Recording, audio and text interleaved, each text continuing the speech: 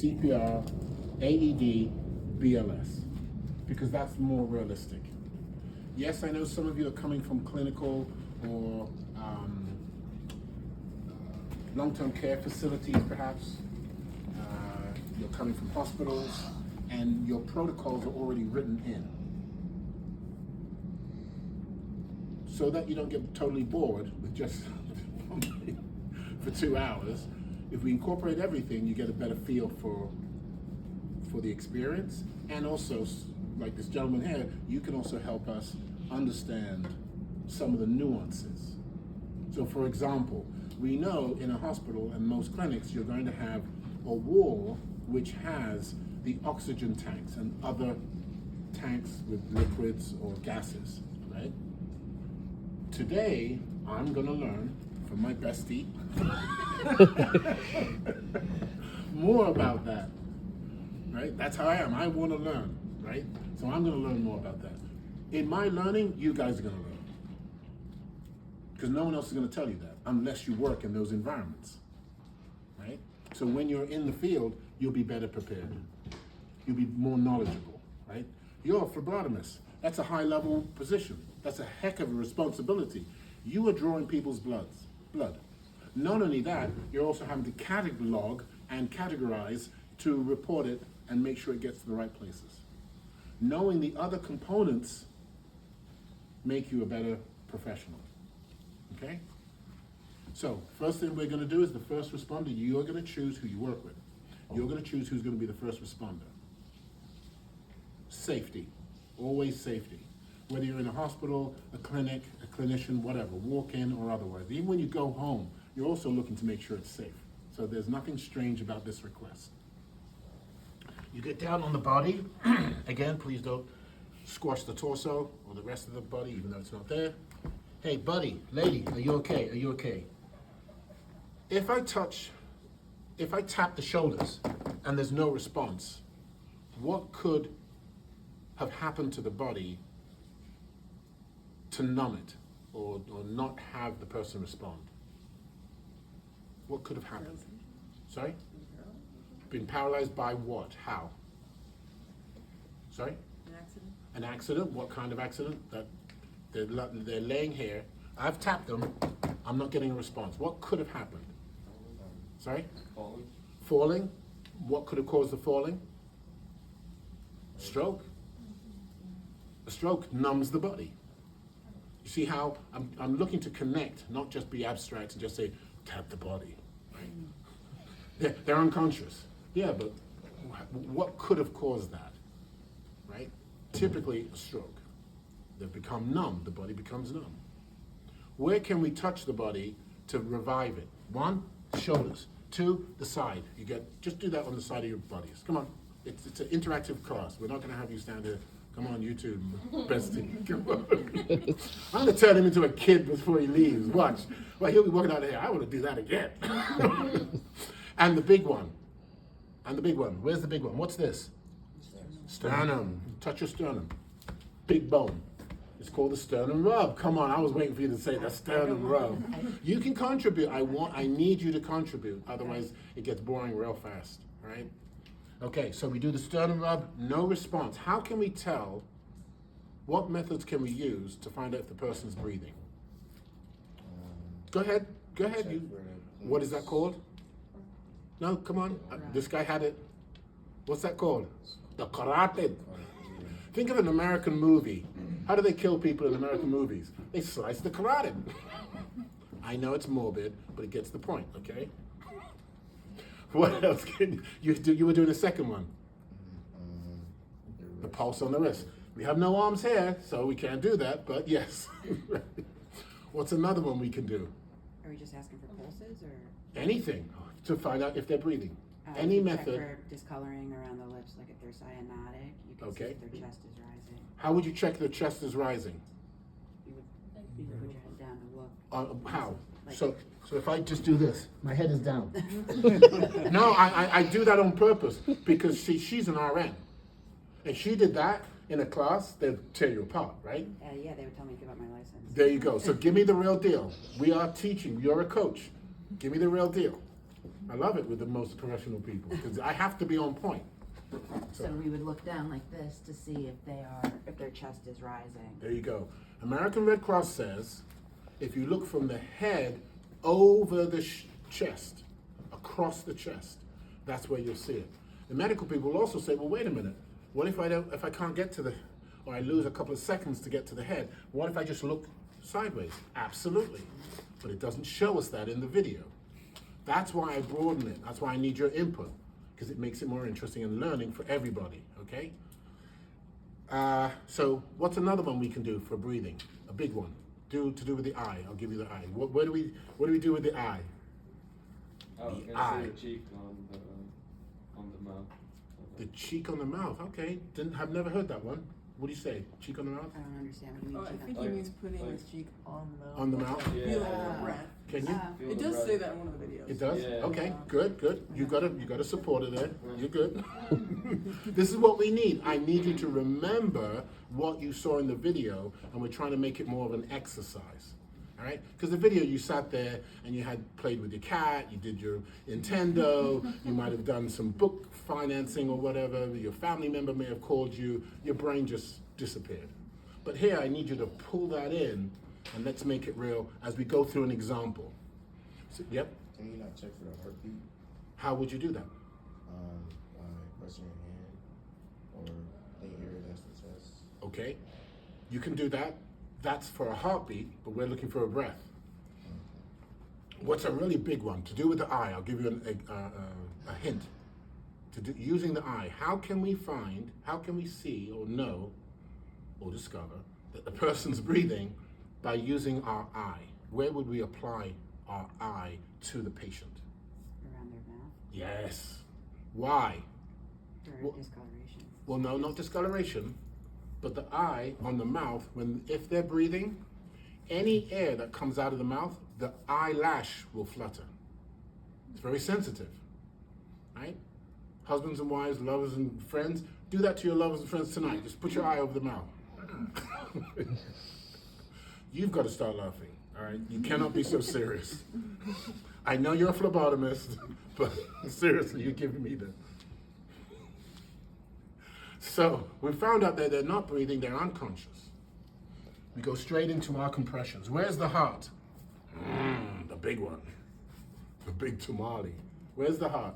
You say right up here? Yeah, It's just under the sternum? Yeah, like to the left, more towards the left, but not all the way to the left. Right. You know, people always think it's all the way over. All right, so sternum left. You're excited. So let me ask you this.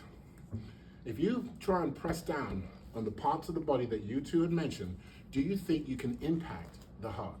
No, you want to go lower. Right. 2 finger breaths below the xiphoid. Past the xiphoid. Never heard that one before. We've heard the fifth vertebrae. Okay. Is that similar? No. We're always getting clarification, right? The xiphoid processes the bottom of your sternum The right lower here. third of the sternum would be more perfect. Yeah. That's right. Lower third of the sternum. Lower third on the sternum. You've heard it There you go. from my bestie. No, this is serious stuff. Because you see, the information we get, is it correct? And are we losing time in applying our technique to the part of the body that's not going to give us what we need, and that is to save the person's life? Right?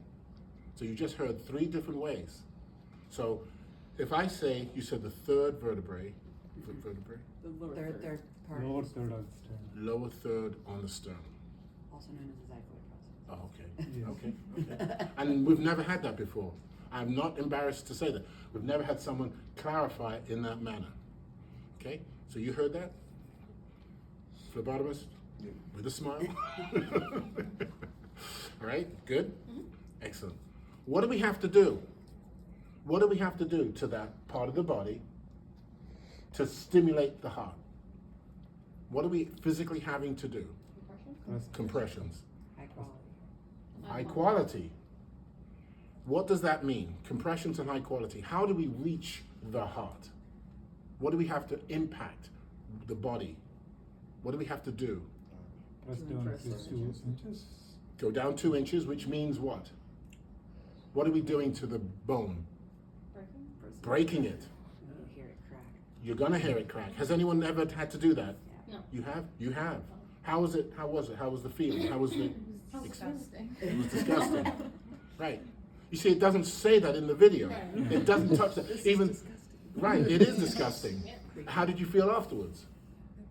It was a bad experience in general, but it was fine. It was fine. Did you save the person? No. No. No. Right. Right.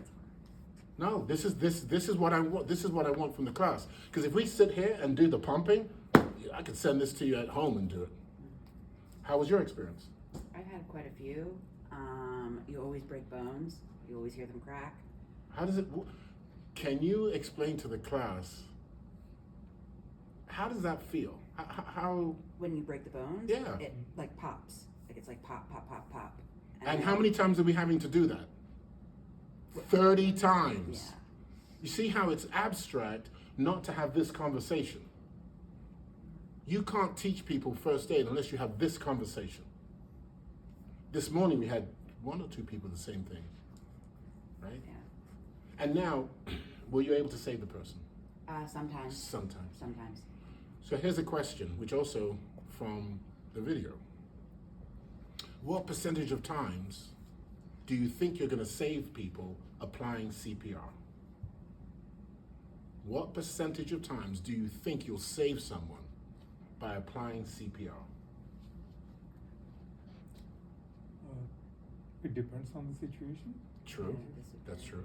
But let's say it's just strictly CPR, and we know there are multiple, the body, you know, the biology, the health of the body, our minds, you know, we're talking to ourselves even when we're unconscious, right? We're saying, you know, do I want to come back, right? But let's take that aside and let's just say we've got one of us falls down here unconscious. We start compressions You're right. You're released. and doing the breaths. To your experience, what would you say? What percentage of times? Exactly. It depends on the person's baseline health. So if somebody's in poor health, the There you outcomes go. are See? The more knowledge you have, the more complicated it gets. Because that's the reality. So when the American Red Cross says 20, 30%, I can go to my physician here and he'll say, yeah, but is the person young or older? Were they already compromised? Did they have complications as a baby? What kind of diet? What kind of environment? See how complicated it is? So first aid is not just compressions and breaths. It's not just choking. You're dealing with the whole biology, anatomy of the human experience, right? And so, did anyone talk to you about it afterwards? Did they try and? Well, we were like 17 before it was like, so we did EMT certifications our senior year of high school. Okay. So part of that was like, we had to do hospital hours. So Wow, they yeah. basically like made us all do CPR on he was already gonna die. They just wanted us to get the experience. Wow. It was kind of disgusting, but Frankenstein for real. our He was- parents had a field day with administration afterwards. He was already going to die? Yeah. All right, let's not touch that. That's like before when we were talking about. No, let's touch that. I never heard of that, no, where no, you're no, bringing we're not- somebody no, to. Honey, dearest. All right. No, I want, you Yeah, know. I know, offline. All right. Okay. I have to speak to us. Yes, offline. Right? No more talking from you. So we've checked the scene, left and right, the first responder, pull it back. We've gone straight into our compressions. 30 compressions and 2 breaths. What are we mimicking? Why 30 and 20? Why not 35 and 6 or 40 and 12? Why 30 and 2 breaths? What are we mimicking? What are we mimicking? Regular parking. Exactly. See, the more we understand the why, the better we get an understanding of having to break the bones. By the way, when you do break the bones and you stimulate the heart, what are you achieving? You've broken the bones, you've got to the heart, you're stimulating the heart. Oxygenation and perfusion. Wow, technical. So with the blood, what's in the blood? Oxygen, Right. Where are we pushing it to? your vital organ. To the brain. Why to the brain? See, the technical, to the vital organs. Liver, what else would say? Kidneys, Kidney. to your pancreas, your spleen, gallbladder, everything. Right? See, And this then is to your the, extremities if you can, but usually right. just So the primary organs. But we in the American Red Cross are only focused on the brain. So what are we pushing to the brain? Oxygen. Why? Because? To keep it alive. What's the typical time that the brain starts to deteriorate without oxygen? 5 minutes. 5 minutes. Yet, this is how complicated the body is, yet we have seen situations where the person has been 15 minutes with CPR and have been revived, full motor skills, no deterioration in mental capability, and conscious. That's what you're up against. That's what you're up against with your fields, and even with the physical therapists. Who's the other physical therapist? Just one? Personal trainer. Personal trainer. Oh, excuse me. Same acronym. Same. All right. So once I finish that, I'll then look up and I'll say, Kobe Bryant, please get the AED. He'll get the AED, and now you're in your second set of compressions and breaths. He'll start putting the AED on. When you finish your second set, you'll then look up and say, Jurassic Park. I don't know what the female emblem is. this Day of the Dead, it's a celebration of life. Mexico. Yeah. Yes, Yeah. absolutely. We have one on our mirror as soon as you come in the house. It's a whole, yes, Yeah. absolutely. We honor Celebrate them. life. Yeah, we honor the spirits. Absolutely. They're the ones that keep us alive. That's right. I'll say, please get the BVM. BVM.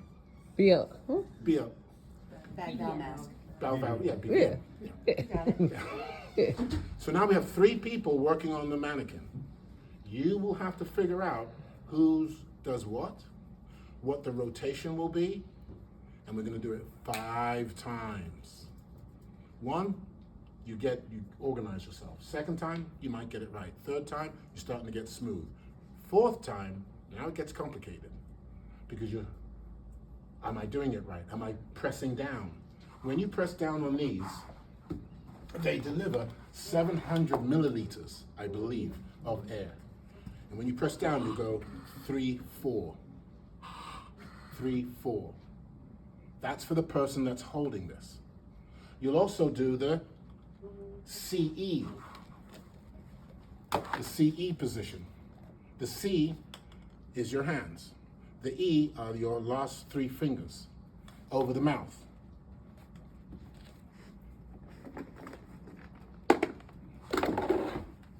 Oh, yes, I told you. I already told you. I got rheumatoid arthritis. And it hurts like hell. So you're holding it like this. One person's holding this, right? Another person's holding the BVM, and the other person has already placed the AED pads on and is doing the compressions. Then you'll stop doing compressions, right? So that's where it gets a little more complicated. And you'll work together to see how that feels, okay? This obviously would attach to the oxygen tank in the room, or if you're with the EMS, we've learned from EMS people that we've done the training with, they have a mobile unit, or it actually plugs into, if they brought the person into the unit, the vehicle, they have the oxygen tanks in the vehicle. If you're in a dentist's office, they have them. Where else would you have them? Where else do you guys work that you see? Nursing homes. Right, nursing homes. Where else? Do you have them in? Is the fire department? Sometimes, yeah. But they have their Yeah. emergency service Right, unit. they which do is have for separate. them. Yeah. Okay. You're also in a hospital or Hospital. hospital, so you definitely. Yeah. Right. You're I work, it's nothing related to this. okay. So you're just doing this for the fun of it. She's going to I'm going to. Right. You need to be ahead of this, absolutely ahead of the curve. Okay, so grab your partners, 3 333. We've got the mannequins there.